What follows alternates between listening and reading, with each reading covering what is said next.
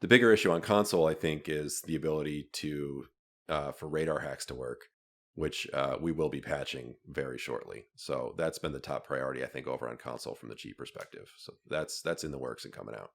Right, And I right. guess is cheating something you can talk to, because it's like, I know there's the conspiracy theories out there, like, every time there's a banned cheat, they have to go buy a bunch of new accounts, and that generates however much revenue, Oh my which Oh, god. I can clear that one up. It doesn't generate basically any revenue because they figure out a way to buy the game from a country where the price is discounted and it's super cheap. So like no Walk cheating, down to like South America or something and buy 100 PUBG accounts right? for 3 cents. Like that's we don't get money out of that. No, That's not how cheating that is a works. plague. It is the worst thing that we have going on. But I mean, it takes a multi-pronged approach. So you saw the SMS stuff that we're working on. We've got another thing coming along that line in the can coming out next for like real human, validation.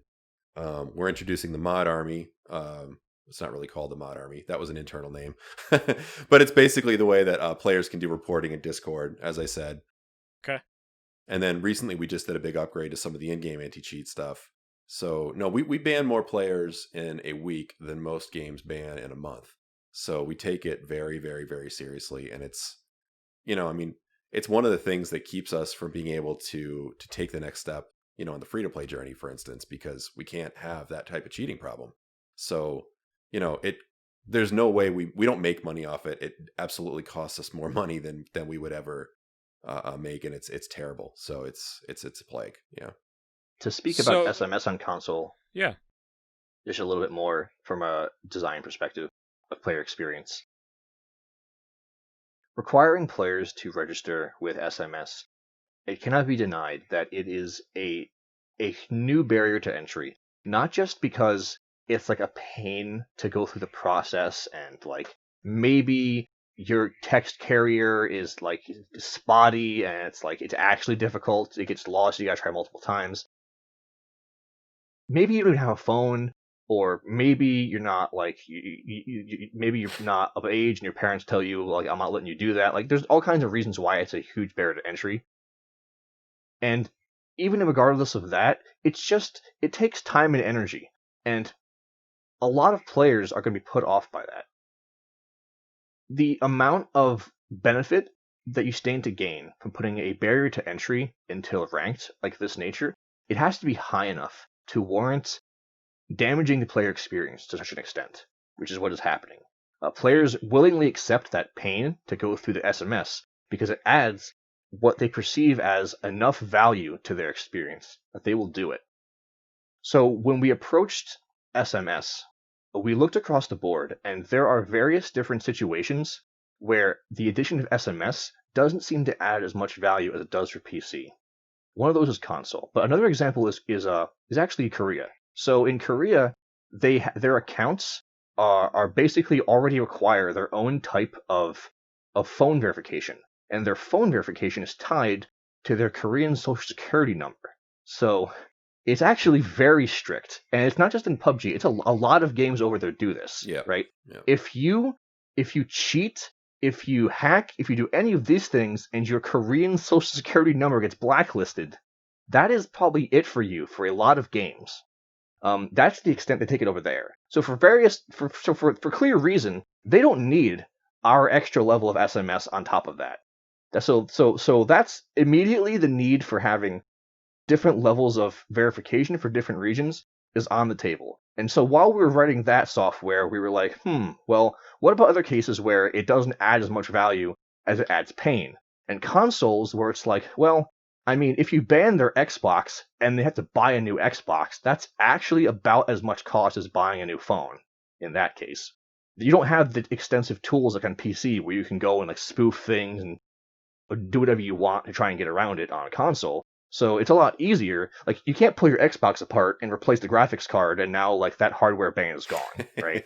Right. Yeah. The problem on console though is that the multiple accounts hacks, and we're banning accounts, and then people will create new accounts, and Yeah, you need a that's new the vector to issue deal with over there. console, Yeah. right?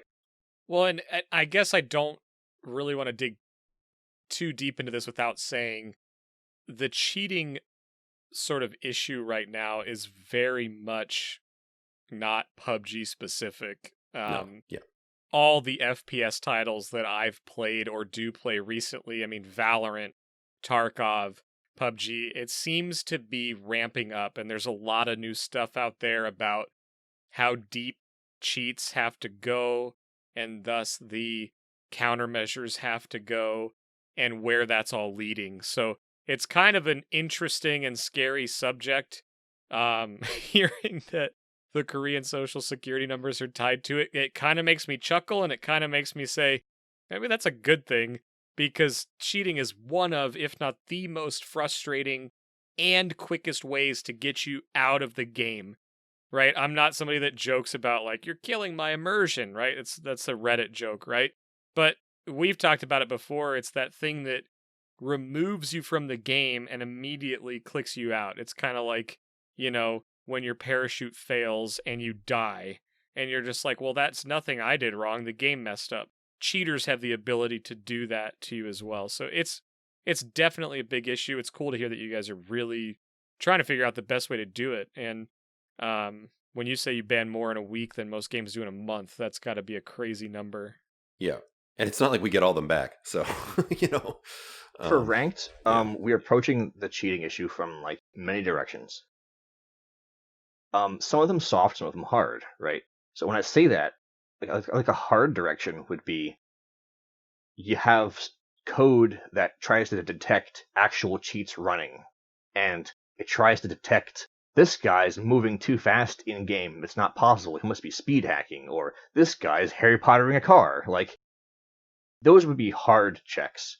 And then we're putting more soft checks in, and these are things like, well, we already know statistically from a data analysis that it takes cheaters on average X amount of time before they get caught, an X percentage of time.